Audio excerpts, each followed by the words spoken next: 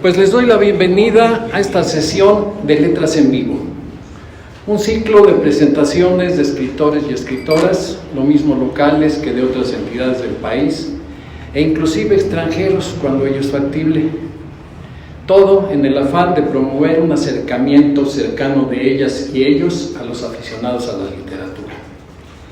Quiero apuntar que este ciclo de conferencias nació apenas unas semanas después de constituirse formalmente la Sociedad de Escritores de Morelos en el año 2012, y sus sesiones tenían lugar cada mes. Por motivos varios, dichas presentaciones se fueron espaciando más y más cada vez, y finalmente, por factores que incluyen la dichosa pandemia, acabaron por suspenderse. Sin embargo, los integrantes de la SEM, la Sociedad de Escritores de Morelos, resolvieron retomar con nuevos bríos el ciclo Letras en Vivo, con lo que fue su propósito original, esto es, cumplir con una función dentro de la comunidad, aportando una acción positiva en pro de la cultura en la medida de nuestras posibilidades. Es por esto que hoy renovamos esa intención y lo hacemos de manera que nos parece de excelencia, con la participación de un escritor que goza de merecido reconocimiento como uno de los más destacados de la literatura mexicana. Permítame hacer una semblanza muy breve de nuestro invitado, aunque tiene una trayectoria profesional muy amplia, para dar paso a lo importante en este acto, que es escuchar su conferencia con un tema que, a juzgar por el interés demostrado por todos ustedes, es sin duda muy interesante. Hernán Lara Zavala, nuestro invitado, que honra este día al ciclo de presentaciones de escritores ante el público de Morelos titulado Letras en Vivo, es el destacado novelista, cuentista, ensayista, editor y profesor universitario. El maestro Lara Zavala tuvo la ingeniería como primera profesión, como detalle anecdótico, pero tras algún tiempo de ejercer esa carrera, se impuso en él su verdadera vocación de cultivador de la palabra escrita, lo que lo llevó a obtener la licenciatura en Letras Inglesas y la maestría en Letras Españolas en la UNAM, para posteriormente realizar estudios de posgrado en la Universidad de East Anglia, en la Gran Bretaña, así como una estancia en Cambridge en el Emmanuel College. Su trabajo actual, escribir, lo que surge de su inspiración, que se complementa con su desempeño como profesor de tiempo completo en la carrera de Letras Inglesas en la Facultad de Filosofía y Letras de la UNAM desde 1976, además de otras funciones que ha llevado a cabo en la misma casa de estudios. Como escritor ha sido galardonado con varios premios literarios, como el Premio Bellas Artes de Narrativa Colima, el Premio José Fuentes Mares por Después del Amor y otros cuentos, la Medalla Yucatán, el Premio Elena Poniatowska, Premio Real Academia Española por su novela Península, Península, y el Premio Estado de Campeche. Además, fue nombrado doctor honoris causa por la Universidad Autónoma del propio Estado de Campeche al cumplirse el 50 aniversario de esa institución docente. Hoy, nuestro invitado de honor nos regala una conferencia titulada Las poéticas debajo el volcán, acerca de la obra de Malcolm Lowry. Y sin más, queda con ustedes nuestro invitado de honor.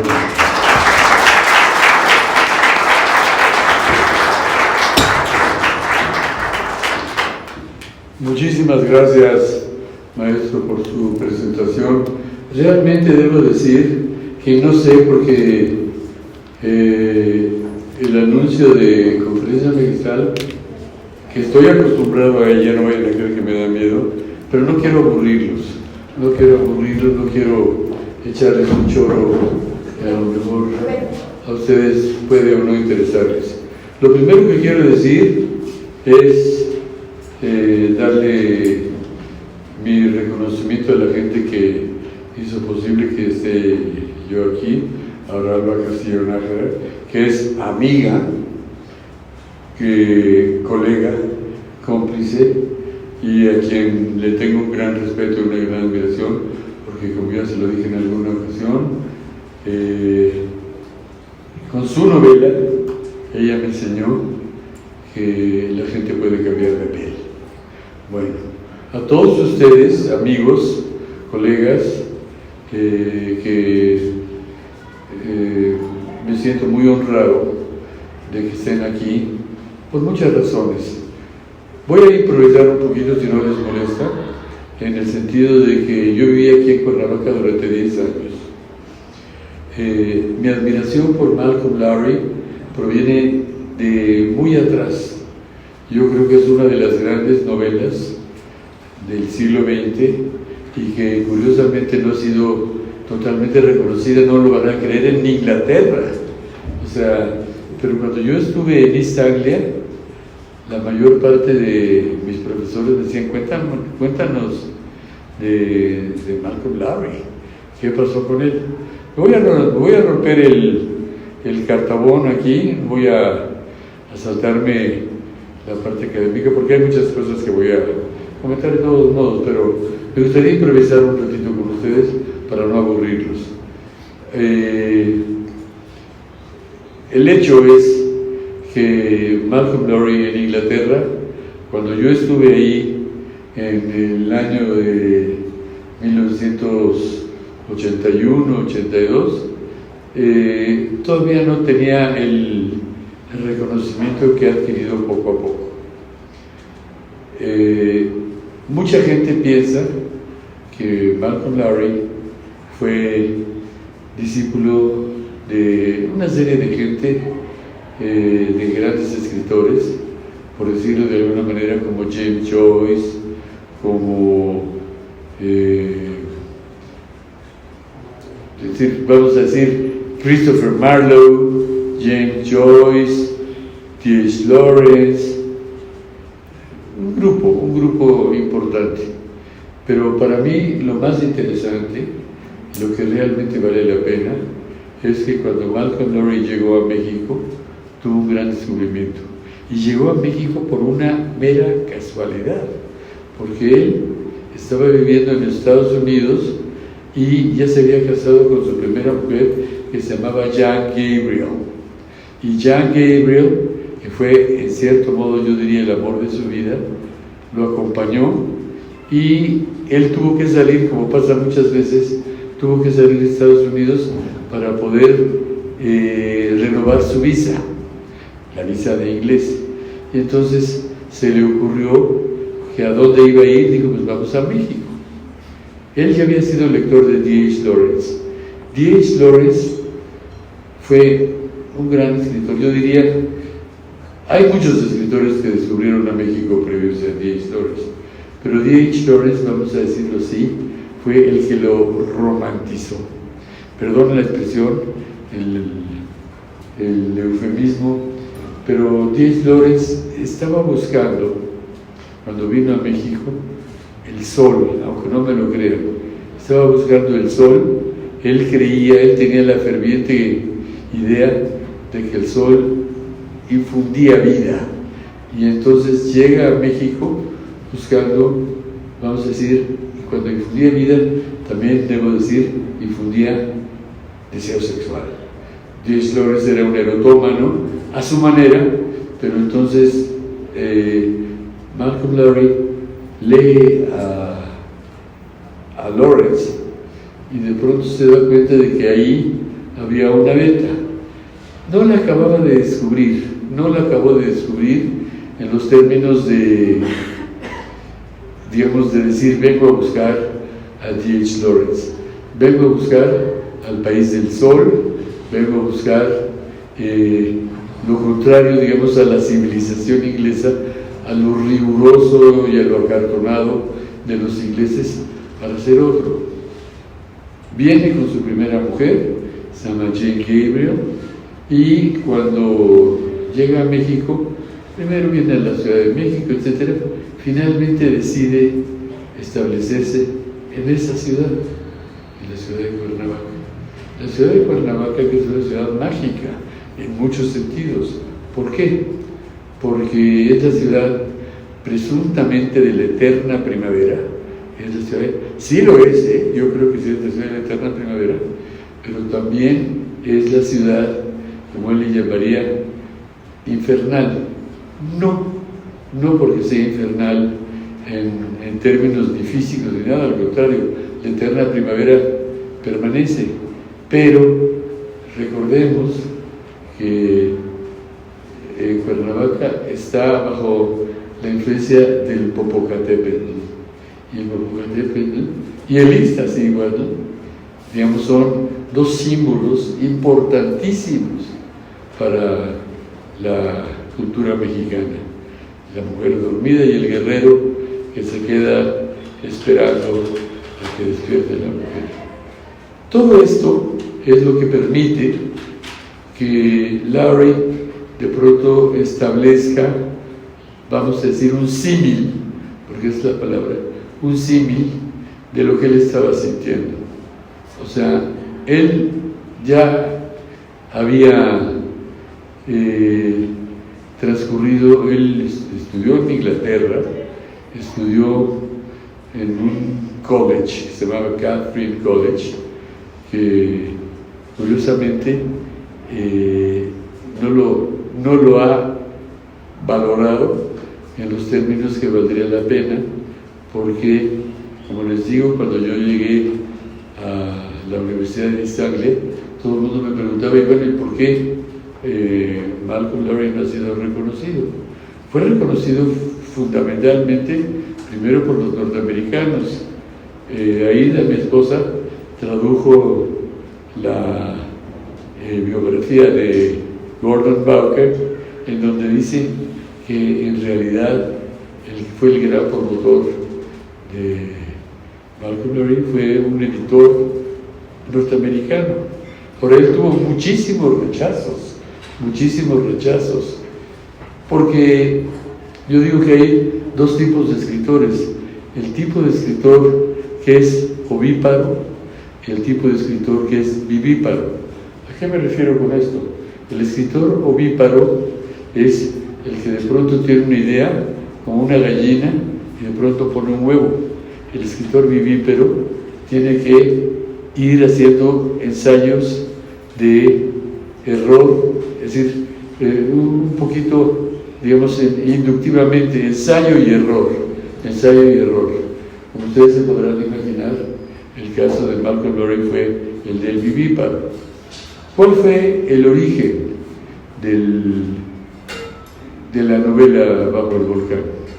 El origen, curiosamente, fue un cuento que se lo recomiendo muchísimo, pero que en la génesis de un escritor lo que significa es, como les decía yo, no era un escritor ovíparo, o sea, lo que ocurrió no era lo que iba a ocurrir, sino eran los primeros vestigios. Llega con su esposa, su nombre se llama Jane Gabriel, su primera esposa, que la conoce, además era norteamericana, se enamora profundamente de ella y viene a México, como les digo, más bien para sacar una visa. Después de una serie de pequeños conatos de dónde vivir, visitan México, visitan esto, pero finalmente se establecen en Cuernavaca, aquí, en esta ciudad que es para mí la cuna de la inspiración de lo que yo diría la mejor novela mexicana, aunque no sea escrita por un mexicano, porque sí, Malcolm Lowry logró entender a México como no lo entendió nadie más. ¿Y a qué me refiero con eso? A ver, vamos a decir así: un inglés seco, vamos a decir culto, gran lector, especializado en literatura, de pronto llega a un país que para muchos es un país, perdón la expresión que usar, pero medio salvaje, y de pronto se deslumbra al ver, digamos, la mezcla de razas, de circunstancias, de ideas, Y fundamentalmente yo creo que el mito principal es el Popocatépetl. El Popocatépetl es, si me permiten la similitud, es como Moby Dick para William Melville. O sea, para mí, si hay una novela simbólica después de Moby Dick, es Bajo el Volcán. ¿Por qué? Porque el volcán no es en sí mismo un símbolo, es el símbolo que Malcolm Lowry logra establecer a partir de ese fenómeno rarísimo que es dos volcanes, el del Popocatépetl, que es el guerrero que espera que despierte, Iztaccíhuatl, que es la mujer dormida. Esto que parece de alguna manera un poco simplificatorio, ese fue lo que inspiró a Malcolm Lowry una parte de su novela, porque no es todo, es una parte de su novela, pero encontró ahí, por eso digo, Moby Dick, recuerden ustedes que Moby Dick es la persecución del capitán Ahab, porque así se dice en inglés, pero de modo, el capitán Ahab, que por la ballena blanca. Y la ballena blanca, que es una ballena albina, o sea que es muy rara en la naturaleza, para él representa el mal. O sea, representa el mal en el sentido de que hay que perseguirla para matarla, porque se supone, y eso se los cuento aquí entre nos, se supone que esa ballena le cercenó la pierna a Ahab. Ahora sabemos que las ballenas no se comen, digamos, la carne humana. Lo que es más, las ballenas se alimentan, digamos, exactamente, digamos, de vegetales y de partículas, plancton, exactamente. Y entonces, pero no importa, creo yo que no importa que la presunta idea de que a Ahab le haya cercenado la pierna a una ballena, que a lo mejor si fuera, no sé, una ballena del tipo tiburón o lo que sea, sería otra historia, pero no. Creo yo que el chiste no el chiste, la palabra chiste es muy mala, la imagen del mal, vamos a decir, está bien encarnada en una ballena, y en una ballena que tiene la particularidad de ser albina, una ballena blanca, una ballena excéntrica, y esa ballena excéntrica fue la que permite que Ahab, el capitán Ahab, quiera vengarse de ella a como dé lugar. Recuerden que en Moby Dick la novela empieza de Call me Ishmael, díganme Ismael. Es el único sobreviviente del barco que se llama el Pequod y que es el que finalmente nos va a contar la hazaña y la tragedia de Moby Dick. Bueno, pues de alguna manera, digamos, mutatis mutandis, en la imaginación de un escritor, Malcolm Lowry se identificó con Melville, pero transpuso vamos a decir, el malestar de Ahab por una ballena blanca al Popocatépetl. ¿Por qué? Porque el Popocatépetl está esperando la resurrección de Iztaccíhuatl. Y no sabemos si finalmente hasta la fecha, si me permiten la broma, hasta la fecha la sigue esperando, o sea, porque Iztaccíhuatl no ha despertado y el Popo sigue ahí todavía echando fumarolas. Pero yo creo que ese es, digamos, el origen, de alguna manera, del mito. Pero no solo era ese mito, el mito de Bajo el Volcán se extiende mucho más allá. Yo creo que el otro mito subyacente, por eso le llamo a esta charla que ya no quise yo leer, el mito subyacente es la de Fausto. Fausto, es decir, hay muchos Faustos, está como Don Juan, o sea, Fausto es un hombre que hace un pacto con el diablo para que le dé, digamos, los bienes terrenales a condición de condenarse. Y entonces, esa historia, que es una historia trágica, ha sido interpretada de muchas maneras. El Fausto de Marlowe, en el Fausto de Marlowe, que es el Fausto más duro, Fausto se condena. En el Fausto de Goethe, Fausto se salva gracias al amor de Gretchen, de Margarita, y entonces ahí está, digamos, el dilema en donde yo vería de lo que pasa con Malcolm Lowry.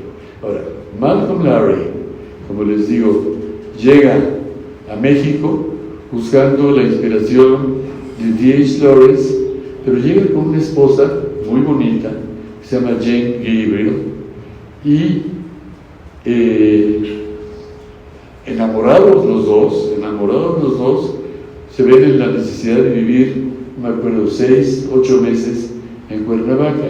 Tienen una casa que no es la casa primera de ellos, pero viven, y con el alcoholismo de Malcolm Lowry, vamos a decir que destruye, como pasa tantas veces, destruye la relación. Y esa destrucción de la relación de Malcolm con Jane Gabriel produce que, vamos a decir, ella le sea infiel. O sea, ella le es infiel a él. Ella era norteamericana, él era inglés, ella vivía en California, en fin, pero digamos que es una relación no bien avenida. Sobre todo yo creo que está mostrada por el alcoholismo que tenía Malcolm Lowry, que lo hacía, vamos a decir,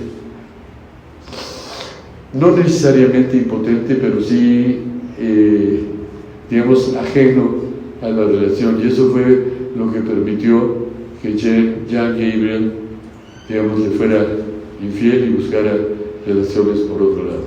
Esa es una primera parte. Ahora, la otra parte, yo diría que es cómo Malcolm Lowry de pronto concibe la historia de Bajo el Volcán. La concibe de una manera, yo también siempre digo, por aproximación. Como decía yo, lo de ovíparo y vivíparo, él no pensó que iba a ser una historia tal cual. Durante su primera estancia, Malcolm Lowry decide hacer un viaje, curiosamente ustedes que viven aquí, a Chapultepec. Yo hubiera pensado que era Tepoztlán, pero no. Chapultepec, aquí en Cuernavaca. Y entonces es una historia real. Van él y la presunta Jane Gabriel, y él inventa a un personaje que en principio no era su hermano, sino era él, la pareja de su esposa. Es curioso, ¿eh? Entonces, digamos que él es el suegro, y Hugh, que se llama el segundo personaje, y Yvonne son la pareja. Pero la literatura siempre tiene muchos cambios. ¿En qué sentido? Que lo que uno cree que son los personajes principales van cambiando, y van cambiando de acuerdo con las exigencias de la historia. Entonces él escribe, y está en un cuento, es un cuento interesante, curiosamente, que se llama Bajo el Volcán. En ese cuento, que es un cuento relativamente sencillo, el cónsul, ¿por qué le llama cónsul? Porque presuntamente Malcolm Lowry era cónsul, pero claro que eso no fue cierto. Cónsul en Cuernavaca, Y entonces van a ese viaje, que es un viaje turístico, meramente turístico, y de pronto ocurre que en el trayecto el autobús, como le dicen el autobús en México, el camión, se detiene y se encuentran una circunstancia rarísima, perdón, que es que hay un indio tirado en el camino con un caballo al lado, y entonces se bajan, nada más se bajan Hugh, que es todavía no es el hermano, es la pareja de Yvonne y el cónsul, y entonces ven a un indígena con un caballo al lado y ven que está muerto o presuntamente muerto, y ponen hay unas monedas digamos cerca de su cuello, y entonces Yvonne, que es la otra protagonista, se asusta y se mete al camión. Hugh, digamos el presunto pretendiente de Yvonne, quiere intervenir, y el cónsul le dice: no, en México no puedes intervenir porque entra el Ministerio Público y te van a acusar a ti del asesinato, o sea, no puede ser nada. Y ahí en el mismo camión va un tipo que le llaman un pelado. Un pelado es una expresión que a mí no me gusta, pero bueno, finalmente es lo que le dirían ahora. Yo no me gusta la palabra naco, pero bueno, lo que sea.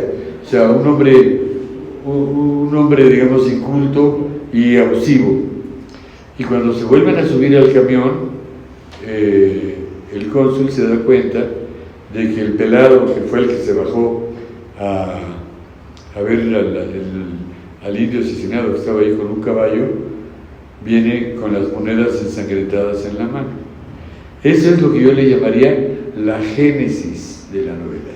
La génesis, así se dice, no el génesis, la génesis de la novela es el origen de la novela. Pero como buen escritor, ningún escritor se sacia, se satisface con la primera imagen. La primera imagen, yo diría, es el hechizo, digamos, el soplo de inspiración. Entonces, ¿qué pasa con Malcolm Lowry? Esa primera parte que él inventó, en donde pone, ni siquiera pensaba en su mujer, porque la primera esposa, Jan Gabriel, digamos, ¿cómo les diré? Todavía no la veía él como si fuera su primera mujer, sino su mujer. Y luego él adopta, que esa es otra de las cosas para mí muy interesantes, algo que aprende de James Joyce. James Joyce, que era pues, uno de los maestros no solo de Malcolm Lowry, sino de otro que fue su preceptor, que se llamaba Conrad Aiken. O sea, Conrad Aiken, Joyce fue, digamos, el que innovó la literatura del siglo XX cuando no se le ocurrió. Empezó con la historia de las epifanías, la epifanía, que es la revelación súbita que de pronto tiene un escritor y que viene desde Chekhov y que permite que el lector, el personaje y el autor entren en complicidad, no siempre simultánea. A veces el personaje es el que descubre qué es lo que pasa, a veces el lector, y a veces el autor lo deja medio nublado. Pero entonces, cuando Conrad Aiken, a través de Malcolm Lowry, le enseña a Malcolm, le enseña que su novela, es decir, era competencia.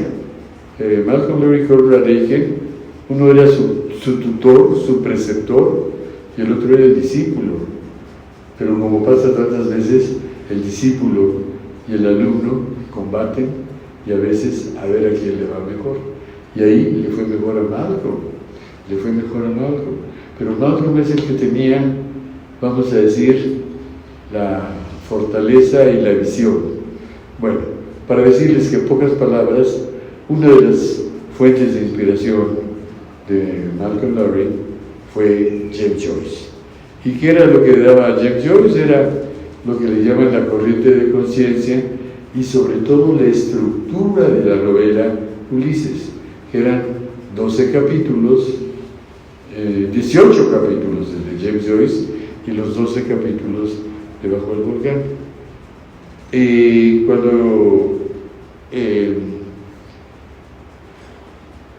Cuando Malcolm Lowry escribe la primera versión, lo rechazan, y lo rechazan definitivamente sus editores. Y al rechazarle, él se siente desconcertado, se siente desilusionado, pero para entonces ya conoce a otra mujer, porque la relación que tuvo con Jan Gabriel, que fue la primera, finalmente se desvanece. Luego conoce a Marjorie Bonner, que la conoce en Estados Unidos, y se convierte, digamos, en su segunda musa, la segunda musa.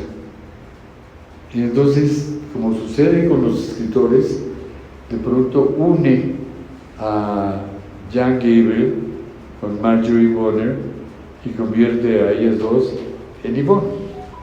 Entonces Yvonne es una especie de telequia, o sea, es la suma de dos mujeres que fueron importantes en su vida, pero la más dramática realmente fue Jan Gabriel, la que, vamos a decir, comillas, lo traicionó. Y al traicionarlo, ese fue lo que le dolió. Marjorie, que era más cercana, pero tampoco era, para ella, no era Malcolm ninguna perita dulce, porque ya Malcolm ya era un misómano reconocido, y entonces, pero él logra conjugar en su mente a las dos heroínas, y lo que hemos comentado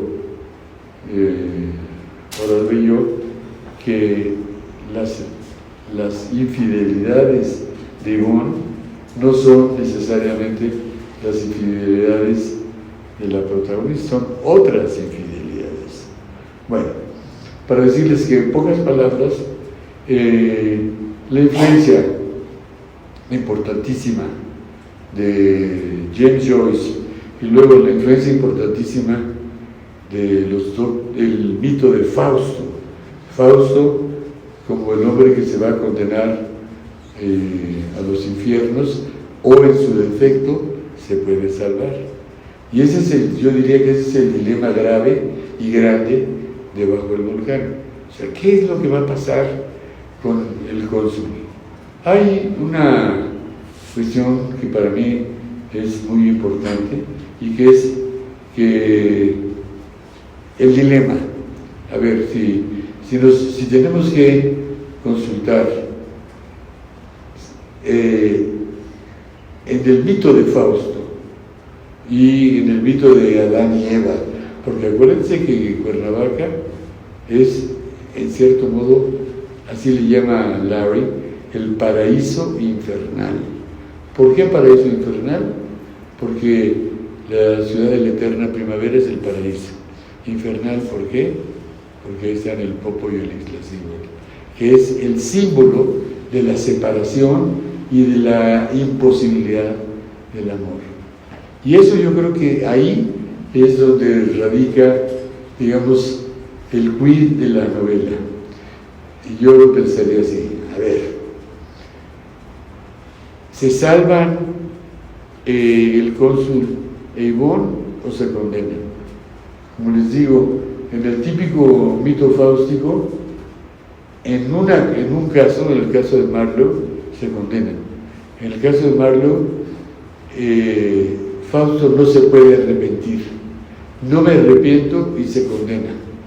En el caso de Goethe, Fausto es rescatado por Gretchen, por Margarita, y se salva. Entonces, la pregunta, o sea, el cuestionamiento que yo hago es, ¿qué pasa bajo el volcán? Aparentemente,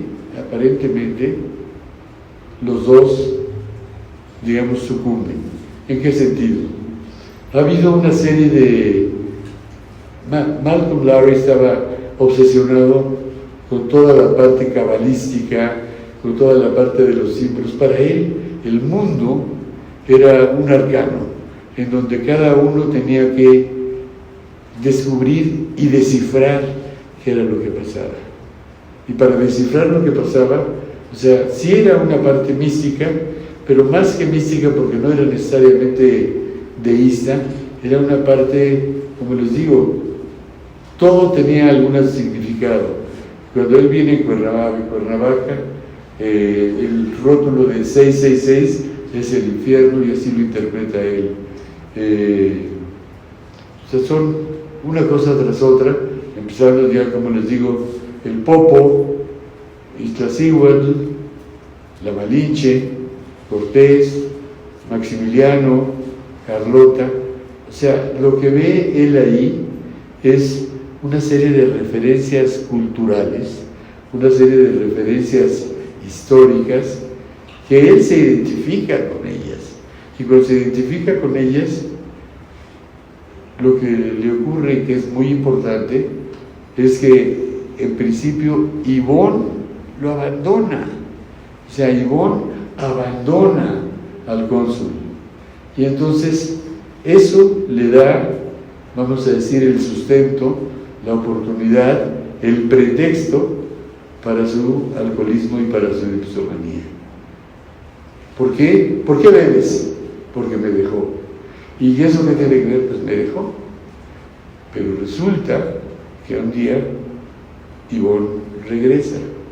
Entonces todo el mundo se imaginaría que si él regresa, si ella regresa, ella se va a salvar. O sea que para él ya no va a haber un pretexto, pero ya está en cierto modo condenado. Está condenado a la desolación. Y la desolación, pues es el alcoholismo. Y el alcoholismo, en cierto modo, como dice John Spencer, es estar al borde del abismo. Así lo interpreta nuestro amigo John Spencer, que decía, y lo decía con nuestro amigo John Spencer, que decía, John era totalmente abstemio, pero él defendía, en el libro que ustedes me regalaron ahora, él defendía que el problema del cónsul no era exclusivamente el alcoholismo. Si John Spencer, que era un gran admirador, sabía que él no era alcohólico, él mismo como lector, pero veía que ser alcohólico era estar en el borde del abismo, todos nosotros, de algún modo, estamos en el borde del abismo, dependiendo de qué abismo pensemos. Claro, en el del alcohólico, en el del la gente que tiene, digamos, el problema del alcoholismo, es mucho más complicado, pero es como la expulsión del paraíso, llamémosle así, la expulsión del paraíso. Entonces,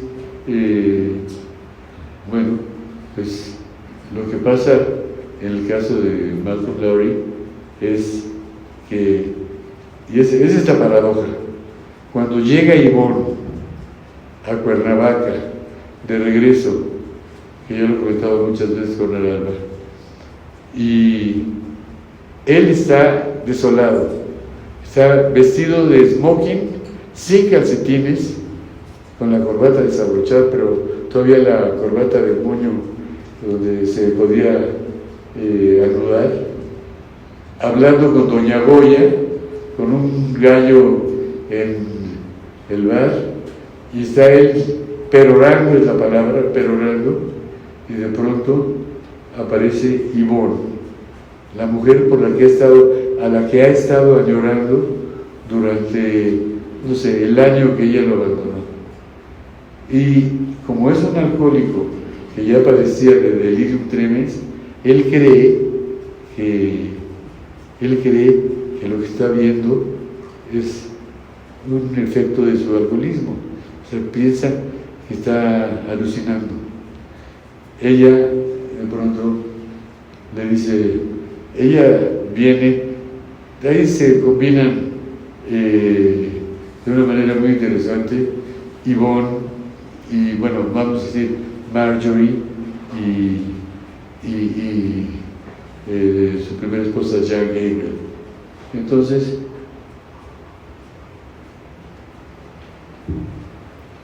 cuando él la ve, él cree que es una alucinación, cree que era parte de su delirium tremens, pero ella le dice algo así como, surprise party, I am back, ya regresé. Para cualquier, digamos, personaje, digamos, más razonable, diría, ya me curé, toda la angustia que yo tenía porque mi esposa se fue, ya la resolví, aquí está, vamos a amarnos, pero no se puede. A veces el regreso es imposible, como dicen, you cannot come back again. Y entonces la historia continúa y, bueno, ya tiene que ver, porque esa es otra de las cuestiones que son importantes de la novela. La novela ocurre en un solo día. Claro, ocurre en un solo día con una serie de flashbacks, una serie de reflexiones que van para adelante y para atrás, y donde, esto se lo digo también a los escépticos, el cónsul, bueno, el primer capítulo, tal vez para mí, es el menos agraciado. O sea, el primer capítulo, casi yo diría que yo lo quitaría, que es lo que le dijeron los editores de Jonathan Cape. ¿Por qué? Porque es una rememoranza de Jacques Laruelle, de cuando Malcolm era chiquillo, que era el Long Bean, etc. Todo eso, para mí, sobra. Pero cuando empieza ya la novela es con el segundo capítulo. Pero ya no importa, ya esa novela es así, y a mis alumnos muchas veces les digo, ustedes se pueden saltar el primer capítulo, no se lo pueden saltar de inmediato, pero te voy a decir que se lo pueden saltar, cuando termine la novela regresan y van a entender muchas cosas, porque ahí Jacques Laruelle, que era un productor de cine, un año después de que ya murió el cónsul, el Día de Muertos, entonces eso, digamos, hace una diferencia, pero en el principio siento que hace, perdón la expresión que voy a usar, farragosa la novela, la hace farragosa. O sea, nos habla de la infancia del cónsul, que decía no Bean, que tal y cual cosa, Laruelle, que tenía que hacer las películas, la infidelidad de Laruelle más bien de Ivonne con Laruelle y con Hugh, en fin. Pero ya el segundo capítulo es donde para mí debería iniciarse la novela. Yo sí le hubiera quitado el primer capítulo sin compasión, pero ya no importa, la novela ya está escrita y además eso fue también mérito de un gran editor norteamericano que se llamaba Erskine, que apoyó la novela de una manera sustancial y finalmente se convirtió en una de las obras maestras de lo que ahora le han dado por llamar modernismo, que a mí no me gusta la expresión, pero bueno, finalmente de las novelas como las de James Joyce, como las de Marcel Proust, como las de Kafka, o sea que las novelas que cambiaron, digamos, la circunstancia del siglo XX.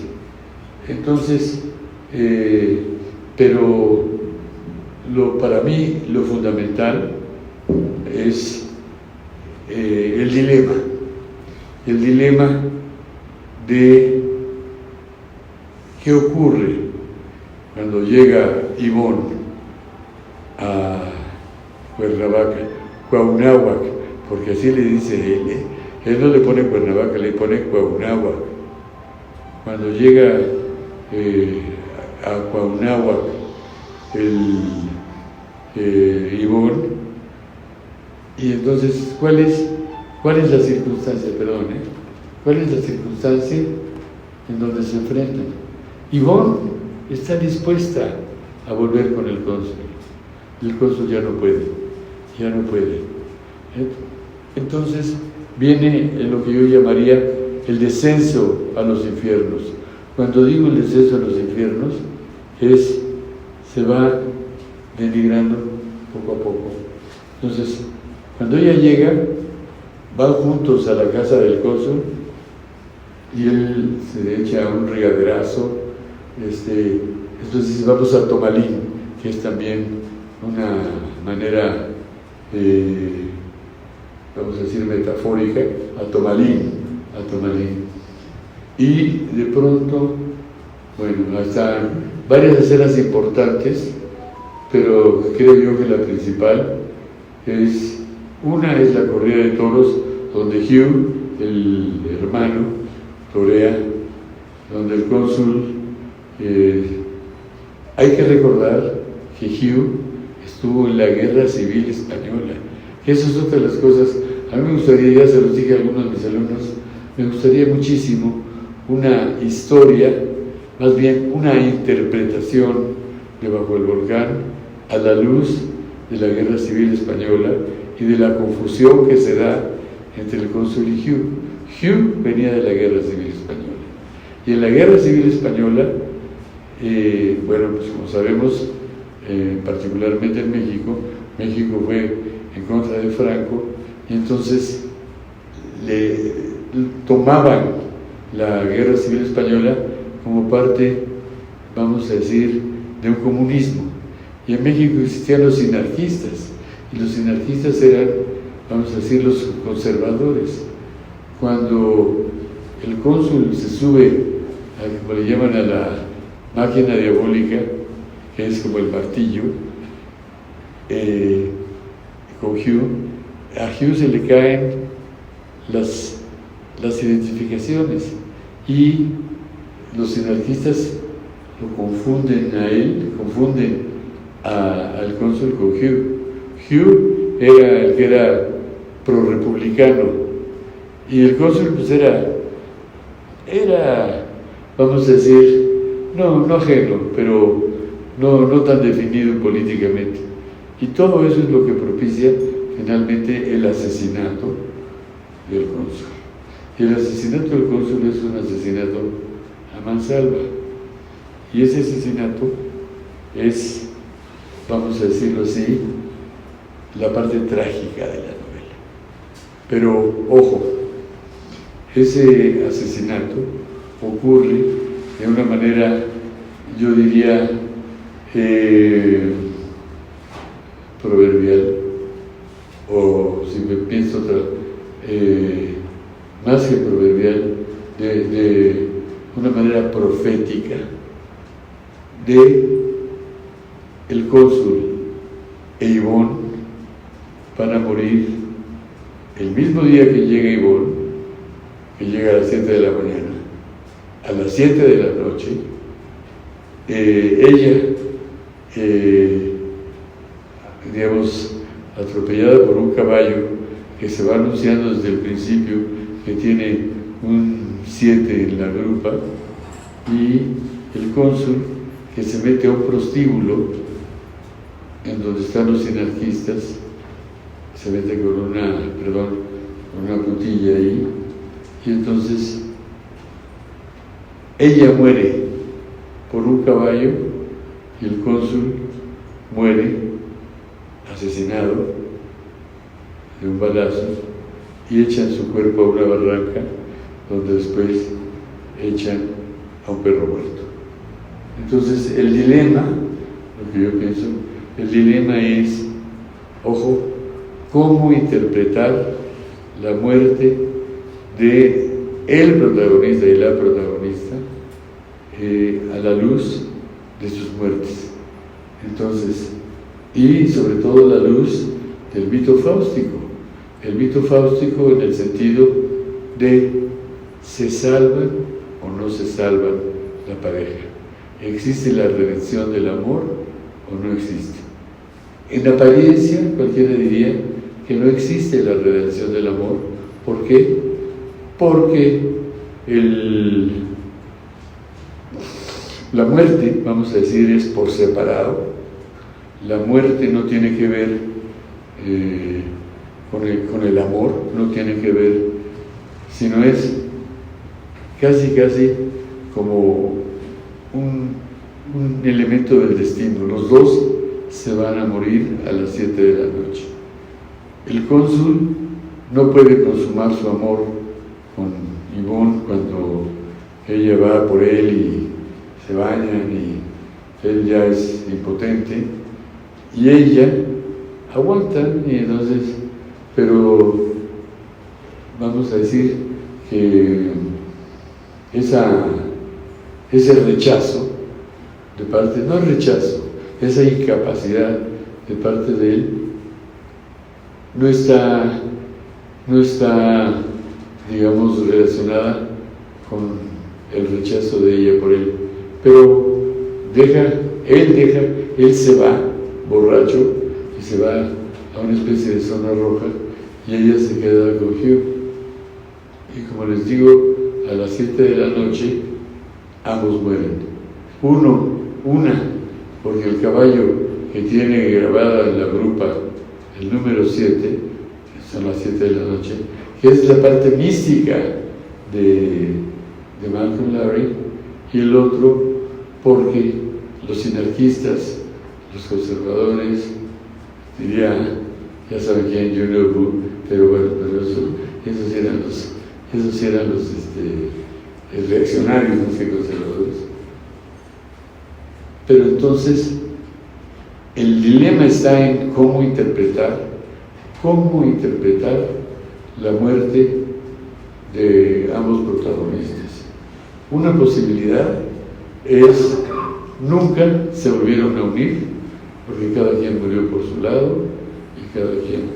Pero no es cierto, yo creo en mi interpretación personal, porque Yvonne finalmente se convierte en una estrella de las Pléyades. El cónsul se cae, lo tiran a un barranco, pero finalmente esa unión, eso es muy tipo Malcolm Lowry, entre la muerte y la vida, finalmente se unen. Mi propia interpretación es que en el mundo real no pudieron, digamos, congeniar, ya no pudieron regresar, pero en el mundo espiritual, llamémoslo así, sí lo hicieron. Eso es para mí vamos a decir, la idea que prevalece Bajo el Volcán. Y yo creo que finalmente es una historia de amor frustrada, precisamente, porque les digo, no es un amor realizado, o sea, no es un amor romántico, no es, bueno, como sucede en muchas obras. Ustedes imagínense, si Romeo y Julieta se casaron y vivieron felices, ya después Julieta fue una gorda y Romeo un panzón, y la vivían regular porque ella se quejaba de él y ella, no.